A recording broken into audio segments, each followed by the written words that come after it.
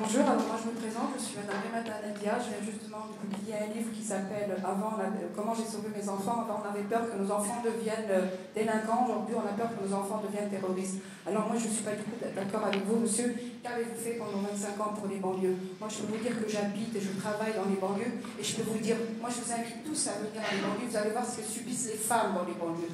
Alors c'est facile, on a des personnes comme Clémentine Autain, etc. qui viennent, qui nous parlent de l'islamophobie dans notre quartier. Mais moi je suis maghrébine et je peux vous dire, je m'en fous de l'islamophobie. Moi-même j'ai été islamophobe parce que j'ai vécu le terrorisme en Algérie et 80% des Algériens étaient islamophobes.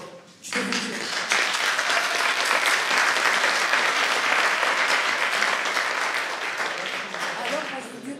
Et les politiques, qu'est-ce que vous avez fait dans les banlieues, à part de temps en temps dénoncer une voiture brûlée par là, un vol par-ci, un vol par-ça? Je peux vous dire qu'aujourd'hui, si on ne fait rien pour les banlieues, dans 5 ans, il n'y aura plus de République française dans les banlieues. Alors aujourd'hui, moi je suis membre d'une association qui s'appelle la Brigade des maires, et je suis en train de dire debout les maires, debout les femmes, réveillez-vous. Pourquoi? Parce qu'aujourd'hui, hier ou avant-hier, j'ai entendu notre président de la République dire qu'il allait former des imams du Maroc. Mais moi, ce n'est pas des imams qu'on veut. S'il les forme et les archives à l'Élysée, ok. Et si c'est pour les lâcher,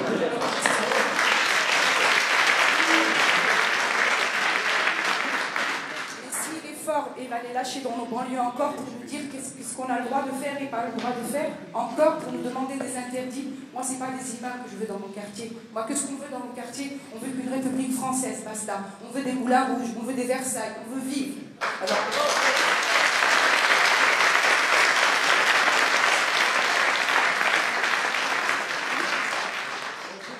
Alors moi, je demande qu'est-ce qu'ils ont fait, les politiques, à part nous alimenter, à part nous maintenir dans nos cultures, nos traditions et nos coutumes. On en a ras-le-bol des politiques qui viennent avec des tracts en disant l'islamophobie, la Palestine, la guerre d'Algérie. On en a ras-le-bol de tout ça. On veut parler de l'avenir de la France. Nous, aujourd'hui, vous savez ce qui se passe?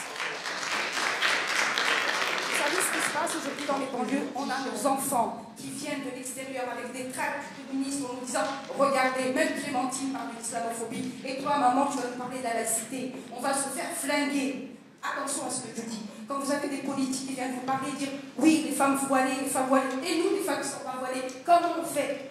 Je sais pas, il faut que les alternatives. Voilà. Alors, je vous invite tous les journalistes à venir voir. Aujourd'hui, moi, je ne suis pas votre journaliste, je suis qu'une maman, je suis médiatrice. Et je vous dis, aujourd'hui, moi, j'ai osé parler dans un livre, je suis menacée tous les jours, mais je vous ai dire, la peur n'empêche pas le danger. Ah oui.